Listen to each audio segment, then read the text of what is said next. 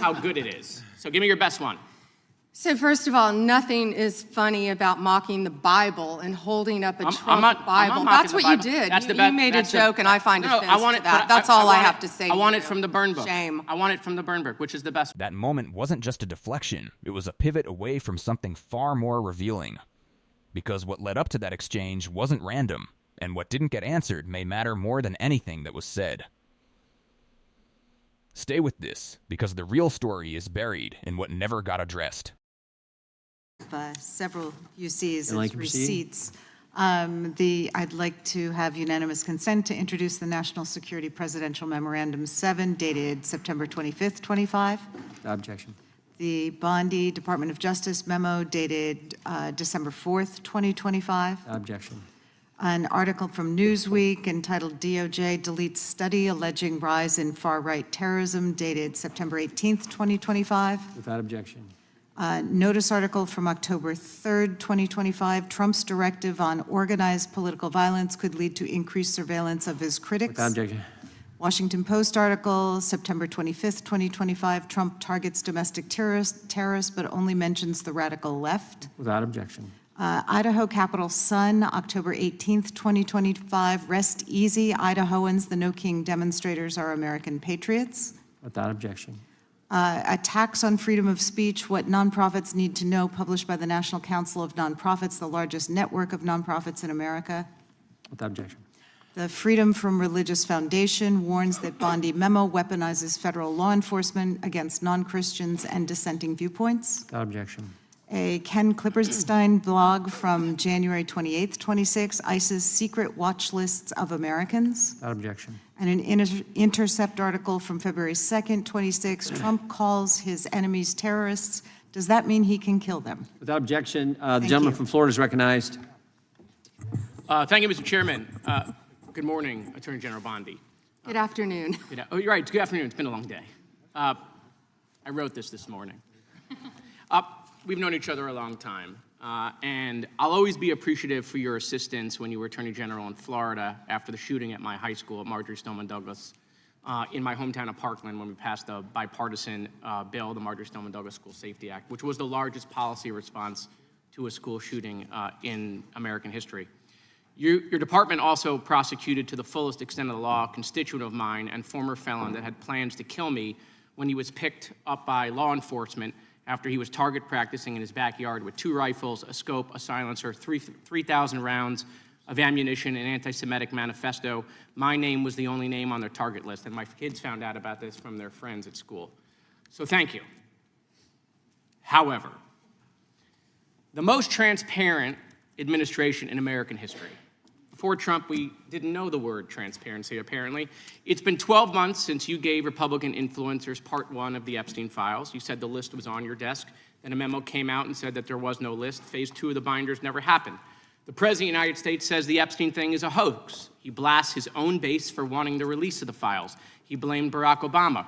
Republicans voted against the release of the files in the Rules Committee. Then they refused to even return to the Rules Committee until they could be protected from future votes on the release. Speaker Johnson sends Congress home a day early before break. They sent the Deputy Attorney General to meet with Maxwell. She says something favorable about the president. Miraculously, she gets transferred to a minimum security facility. No one can explain why. Miraculously, the leaks to the Wall Street Journal stop. We come back from break. We have the Massey discharge petition. Republicans drop a rule, a non-binding resolution trying to kill the Massey discharge petition. The White House says passing the Massey discharge petition is a hostile act. Trying to stop the necessary 218 signatures, according to Republican members that signed it, the White House brought them into the Situation Room, you know, the place where the president goes for time of war, promising things like appropriations or maybe even to primary them. People in the room say you were there. It didn't work. We get the 218 signatures. We eventually passed the Massey petition. You guys didn't release the files. You were forced by Congress, every member of the House except one, and the entire Senate. The reason the president signed it is because it was a veto-proof majority. We can't agree on anything, and yet the entire House but one member and the whole Senate forced the administration to release the files. Kash Patel under oath said to Senator Kennedy, the FBI is not in possession of any credible evidence that Epstein trafficked girls to anyone but himself. We know now that's not true. According to documents, Epstein had a worldwide sex trafficking ring. Girls from Poland, Czechoslovakia, Russia, Paris, modeling agencies sending him girls. He even had a relationship with a summer camp where he groomed girls at a picnic table. Ghislaine Maxwell says 29 Epstein associates cut secret DOJ deals. Turns out there is a list. 6 names readily available if you unredact them. Co-conspirators named, but we got them when you unredact them. Maxwell recently tells a House Oversight Committee that she wants clemency to release more names. Kash Patel under oath said Trump's name appears less than 100 times in the files. We now know that's not true. Trump's name appears more times in the Epstein files than God's name appears in the book about God. Okay, by the way, this is the Trump Bible. Move over, King James. Trump's name also appears more times in the Epstein file than Harry Potter's name appears in the 7 books about Harry Potter.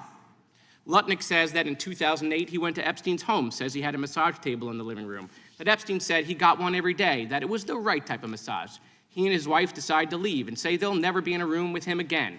Howard then says, I'm sure the Epstein stuff is all on video. He was the greatest blackmailer of all time. Well, how would Howard know that?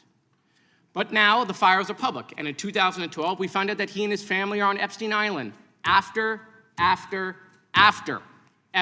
pled guilty to state charges. I'm from Florida. I take my family to Disney World, not to Epstein Island. There are documents in the files that dispute the president's claim that he kicked Epstein out of his club. Allegedly, the president said that he asked Epstein to leave. Supported now, that's disputed, though, statements from the manager of the club. Now, Madam Attorney General, I have like 25 seconds left. So because I'm curious, and I'd like to see, flip to the Jared Moskowitz section of the binder. I'm interested to see what staff provided on the oppo on me, and because we're in the Olympics, I'm going to give it a grade. I just want to see how good it is. So give me your best one. So first of all, nothing is funny about mocking the Bible and holding up a Trump Bible. That's what you did. You made a joke, and I find offense to that. That's all I have to say. I want it from the burn book. Shame. I want it from the burn book. Which is the best one? What you got? Has expired. The gentleman from Wisconsin is recognized. What the record shows is a structured escalation that begins with procedural setup and quickly transitions into a sustained line of questioning centered on transparency, credibility, and the handling of sensitive federal records.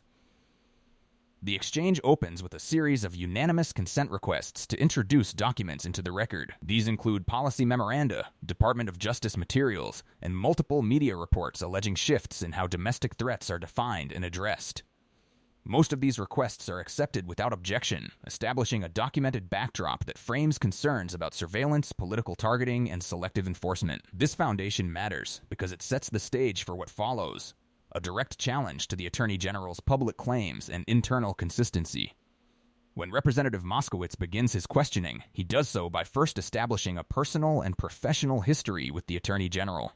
He references past cooperation on school safety legislation and acknowledges prior actions taken by her office to protect him personally. This is not incidental. It functions as a credibility anchor, demonstrating familiarity, past trust, and a baseline of respect before pivoting sharply into criticism. From that point forward, the questioning becomes highly structured and accumulative. Moskowitz outlines a sequence of events related to the handling of Epstein-related materials. He references prior statements in which the Attorney General indicated that a list existed and was in her possession. He contrasts that with a subsequent memo stating that no such list existed. He then identifies a series of actions by the administration and congressional allies that, in his framing, suggest resistance to releasing information.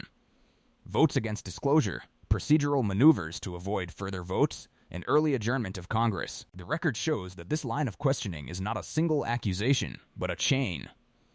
Each claim builds on the previous one, forming a timeline that raises questions about consistency. He then introduces additional elements: a meeting between a Deputy Attorney General and Ghislaine Maxwell, a change in her incarceration conditions, and a halt in media leaks. These points are presented sequentially, with the implication that they are connected, although no direct evidence of causation is provided within the exchange itself. What follows is a shift from procedural and political critique to factual assertions about the contents of the Epstein files. Moskowitz cites sworn testimony from FBI Director Kash Patel, who stated that there was no credible evidence of trafficking beyond Epstein himself. He then asserts that newly released documents contradict that claim. describing an international trafficking network and identifying co-conspirators. He further claims that certain names become visible when redactions are removed. At this point, the questioning moves into a more aggressive rhetorical phase. Moskowitz introduces comparative language to emphasize the frequency of references to former President Trump within the files. He uses analogies involving religious texts and popular literature to underscore his point. While these comparisons are clearly designed for impact, they are not substantiated within the exchange by specific document citations or numerical data. The Attorney General does not respond to the substance of these claims. Instead, her only recorded response addresses the tone and appropriateness of Moskowitz's remarks, specifically criticizing what she describes as mocking the Bible. She does not engage with the allegations regarding the existence of lists, the handling of files, or the contradictions between prior statements and current disclosures. This absence is significant. The transcript shows that multiple substantive claims were made about timelines, internal decisions, and discrepancies in official statements, but none of these were addressed directly by the witness. No clarification was offered. None was attempted. When you strip away the rhetorical framing, what remains is a clear asymmetry, a detailed line of questioning on one side, and a response focused solely on tone on the other. What the transcript actually reveals is not just a disagreement over facts, but a breakdown in engagement. The questions were specific. They referenced named individuals, documented votes, and prior statements under oath. The response did not dispute those references. It did not confirm them either. It simply redirected attention to the manner in which the questions were asked. That answer will matter later, and not in the witness's favor. Equally important is what was not said. There was no denial of the timeline presented regarding congressional actions. There was no rebuttal of the claim that earlier statements about the existence of a list conflicted with later memos. There was no explanation for the alleged change in Maxwell's detention conditions. And there was no clarification regarding the discrepancy between sworn testimony and the newly referenced documents. In congressional hearings, silence in response to specific claims can carry weight. It does not confirm the claims, but it leaves them unchallenged on the record. That distinction is critical. The pattern here is not subtle. The questioner introduces a sequence of verifiable or potentially verifiable claims. The witness declines to engage with them. Instead, the response shifts to a narrower issue: tone, decorum, and perceived disrespect. This is a recognizable strategy in high-pressure hearings. When the substance of a question presents risk, the response reframes the exchange around conduct rather than content. However, this strategy has limitations. It does not resolve the underlying issues. It does not provide the committee or the public with additional information. And it does not counter the narrative being constructed through the questioning. The broader context amplifies the significance of this exchange. The documents introduced at the beginning of the hearing suggest ongoing concerns about how federal authority is being used, particularly in defining and responding to domestic threats. The subsequent questioning connects those concerns to the handling of high-profile criminal investigations and the release of sensitive information. Together, these elements point to a larger issue: trust in institutional transparency. When statements about the existence of evidence change over time, and when those changes are not explained, it raises questions about reliability. When congressional efforts to obtain information are described as hostile acts, it raises questions about accountability. And when sworn testimony appears to conflict with later disclosures, it raises questions about oversight. This is not a matter of interpretation. The contradiction is documented within the exchange itself. The final moments of the hearing reinforce this dynamic. Moskowitz, with limited time remaining, attempts to pivot to a lighter request, asking the Attorney General to read from what he describes as a burn book. This appears to be an attempt to elicit a response that might reveal internal political opposition research. Instead, the Attorney General again declines to engage, reiterating her objection to the earlier remarks. The exchange ends without resolution. The questions remain on the record. The answers do not. The final verdict, based solely on the transcript, is that the questioning established a series of claims that were not addressed by the witness. The absence of response does not validate those claims, but it does leave them uncontested within the hearing. For a proceeding centered on oversight and accountability, that outcome is consequential. The record shows a clear imbalance, detailed allegations presented, and no substantive rebuttal offered. In the context of congressional oversight, that imbalance becomes part of the official narrative, one that may shape future inquiries, further hearings, and public perception. And that is where this exchange leaves us, not with definitive answers, but with a documented set of unanswered questions that now carry the weight of the congressional record. If you want more breakdowns like this where powerful people get pressed on the record, hit subscribe and drop your take in the comments. Who do you think came out stronger in this hearing? And what was the one moment that changed the whole exchange?